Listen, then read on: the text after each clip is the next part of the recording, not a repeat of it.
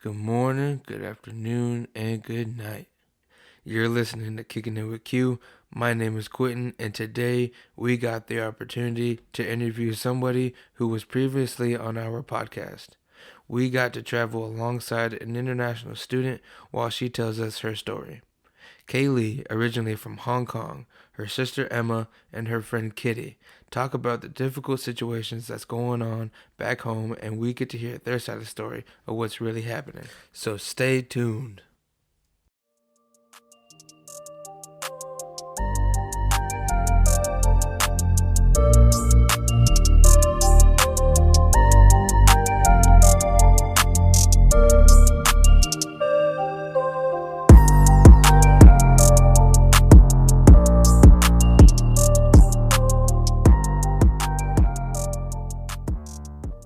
Thousands of outraged protesters fill the streets of Hong Kong. Red and blue flashing lights reflect off the windows of local businesses. Fully armored police officers line the streets, pushing protesters back. Tear gas canisters raining down from the sky, mace being sprayed into thousands of civilians' eyes. Police officers taking people, so others are running and screaming out of fear of never returning. It's complete chaos. Lee was born in the Free Democratic Region located in the bottom part of China, Hong Kong. She was born in a hard-working family with two other sisters. Lee has lived in Hong Kong for 18 years and had recently moved to Washington State to attend Pierce College. Growing up as a kid, Lee already knew what some of the things her country and mainland China has done in the past. Her mother wanted to educate her and her siblings of some of the tragedies that have occurred and also have been covered up by China. So when I was a kid, actually, I already know about the government because because my parents they are like it was really weird because mostly like middle-aged people and elderly they don't really they still believe in the government before, and then my parents they hate the government so damn much. So every day what I receive is the government is bad, how the government is bad, why is the government bad. So that's why it builds up like afterwards, and then I found out the government is actually bad. And do you know about the Tiananmen Square incident? So it happened in China before. So it was like 1990 something, and there was a group of college students protesting in China. Yeah, and they killed all of them. They turn off the lights. They have like tanks in, and then they kill all of them. Bang, bang, bang, and then blood everywhere. And that incident, like every year, like it's happened on the 4th of June, and every year, my parents will show me and my sister the documents. So it's like growing up as a child, I already see like the Chinese government killing people. So I already know this stuff. In February of 2019, Hong Kong officials proposed a bill that would allow transfer of fugitives to mainland China and Taiwan, which the Hong Kong citizens did not agree with. Hong Kong citizens felt like it was a breach of their own rights. That bill would only allow anyone, even outspoken activists, to be sent to China, Taiwan, or any other territories for that country's punishment. While Lee's parents raised her to know what the government was capable of at such a young age, her friend Kitty was raised on the other hand. Kitty was raised to be successful, to always strive to work hard. How was your upbringing? What did your parents taught you as a child about Hong Kong?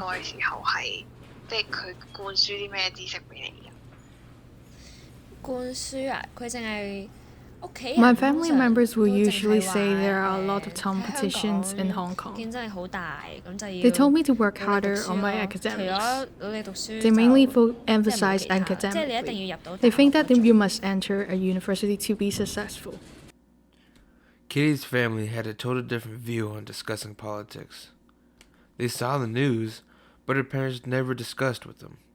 She says her family tries to stay neutral, where they won't support either side, protesters or police. Since Kitty wasn't being taught Hong Kong's past like Lee was, she never really wanted to get involved. She cares so much for her hometown, she sees both sides as equal contributors to what's going on right now. 其實我都係對政治有啲冷感嘅。I am 我對呢 mostly 件事 neutral too. 就我會睇到新聞，即係見到啲警察 I feel angry 咁樣 seeing 去 how the 對 police treated 即係我 the 哋呢班 teenagers on the 年 news. 輕人，會覺得都會嬲嘅，的確，因為即係佢哋好似係完全漠視緊民意 The 啦。 government is 咁但係 ignoring 有 its 陣 people. 時就即係譬如講到話即係又打警察嗰啲咧，咁我 However, I 反 don't 而 agree when the 唔係好認同 protesters 即係 attack 始終 police 佢哋都係人 officers. 嚟嘅。 We're all human and we need to respect one another. On September 16th, 2019, Lee moved from her home and made her way to Washington State to attend her first year and experience life as a college student. I moved here on the 16th of September 2019. I remember that day because it was the first time I went on a plane. I have never been on a plane before. Coming to the U.S., she instantly saw the difference. The less crowded streets and quieter neighborhoods really appealed to her, to finally be in peace.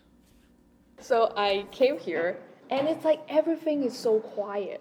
So I went like right there outside and then everything is so quiet because back in Hong Kong everything is like loud and it's a city, so it's like everybody's moving, it's packed with people, but like right here it's like quiet. And then I went to the dog park, like Forest and dog park. It's really, really good. I love the view so much. I like the vibe. As Lee settled into her new home and surrounded herself with new, fresh faces, it was intimidating at first, but she thought it would be better if she changed her mindset to turn it into a social, interactive person. But as Lee is here focusing, she is still reminded every day why she's here and what her family's going through. It was, I don't remember what day, but my mom called me and said they fired like tear gas right down my building. And then it was horrible because my mom said that we have to close all the windows, we cannot go outside, and we have to, there are people shouting, there are people like crying and stuff, and it's really horrible. But Lee's mother is staying strong and finds ways to help out any of the young protesters in any way she can. My parents, my mom especially, she is emphasizing the protesters because a lot of protesters, they are young and their family don't support it. So a lot of family cast them out of their house and tell them you cannot get back in if you are being so rebellious, if you are being so stupid against the government, because they still believe in the government. And those kids, they don't have food. They have to save money to buy tear gas masks, which is crazy, and they don't have any money. So my mom sometimes when she see like not kids on the street, that's too extreme, but it's like when she see a high school student say, and then she wearing a tear gas mask, she will like bring some food to them and just eat it. Hong Kong has been through a lot already. Government officials deciding on a controversial bill, enormous protests because of that, and now recently, the coronavirus. The coronavirus has slowly been making its way around the globe, causing thousands of millions of deaths, a very infectious bug. The people of Hong Kong understand what the repercussions are if they continue protesting, but they want to take that stand. It was scarier that in Hong Kong than in here because I don't really feel like people are worried about the coronavirus right here. They are scared, but it's like mostly they're not really worried. But because like back in Hong Kong, every single person is wearing a mask, like surgical mask. Every single one. When you go out the street, everyone is wearing it, and it's like. But like in here, if you wear it, you'll be a weirdo. Lee worries that the U.S. isn't taking the right precaution in handling this epidemic. She describes what it was like for her and her family with the past experiences and what they've done to prevent picking up those viruses back then. What I think that like in Hong Kong too, they have like a past flu. It's called SARS, and it was really really serious at that time, and everybody is affected by it. Nobody talks to anybody because they're so scared of the virus. Nobody talks, nobody touches each other, and it's like a dead city. It's like nobody's going out anymore. Everybody stay at home. I was like 2 years old, and my mom told me that we stay at home every single day, and if my dad has to go to work, she will be super worried. And there's this one time because my dad is like crane, so it's like a thing. Oh yeah, the crane worker. Yeah, my dad like drive that thing, so he actually has to work near a hospital, so my mom was super worried at that time. And so because of that, we are really, really worried about the coronavirus. We are scared that it's gonna be the next SARS, but it has already been, actually. Lee's sister Emma lives in Ireland, far away from her hometown also. But where she lives, Ireland is taking just about the same amount of precaution as the U.S. She feels like there is more of a chance to catching the bug outside of her home because other countries don't know how to take the right measures. Is it much worse than Hong Kong? I think that it is safer to go back to Hong Kong than staying in Ireland. In Ireland, I need to stay at home every day, and I can not socialize with my friends. It is safer in Hong Kong because we are used to the idea of wearing masks. In Western countries, they don't wear masks.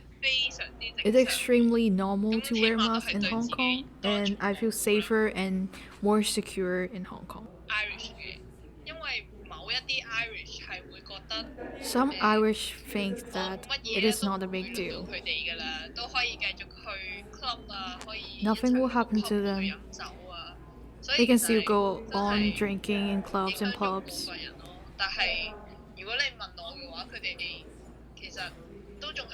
They still think that washing your hands is more than enough.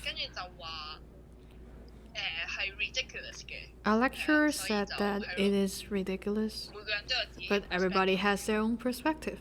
Okay, so what makes you think that, like the people from Hong Kong, what makes them so aware of the situation and react so quickly? It's because Hong Kongers has been through SARS in 2003.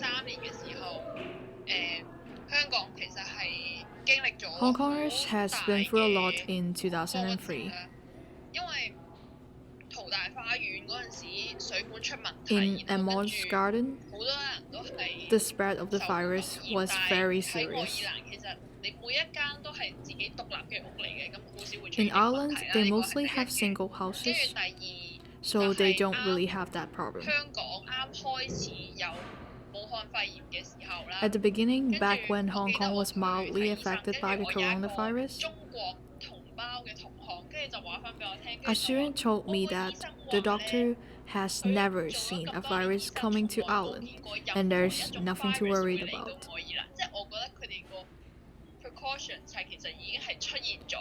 I think they have a serious issue when taking precautions against pandemic. They don't really understand that virus has no concept of borders. They think that it is none of their business if the virus won't come to Ireland. So much is going on, and it seems like no one can catch a break.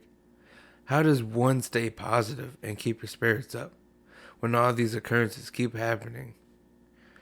People keep on asking, but it seems like Lee's got the answers. Lee finds nothing but the positive aspects in life and goes out there and actually tries to meet new people. I take my time off stuff sometimes. So I walk, like I said, I walk to the park, and I mostly just walk to the park and do nothing. So sometimes, because like I said, the schoolwork right here, it's not that intense, and it's actually kind of easy. So I have a lot of times in my hands, so I just vibe sometimes, and it's like talking to random people. With the coronavirus infecting thousands in Hong Kong and China, the protesters still standing for what they believe in, and the violence from the police force, Lee sees a blurred future, an unpredictable one, but she hopes to see her home live and thrive once again.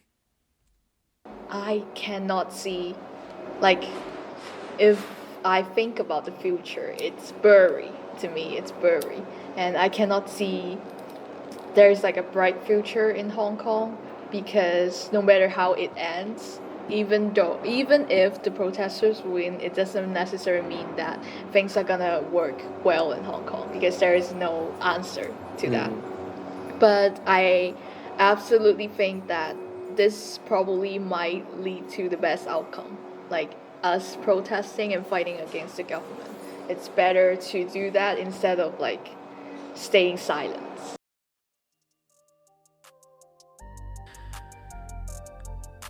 Alright, that is part 1 of part 2. So if you would like to hear more, please stay tuned for the longer version. My name is Quintin, and you are listening to Kicking It With Q. See ya.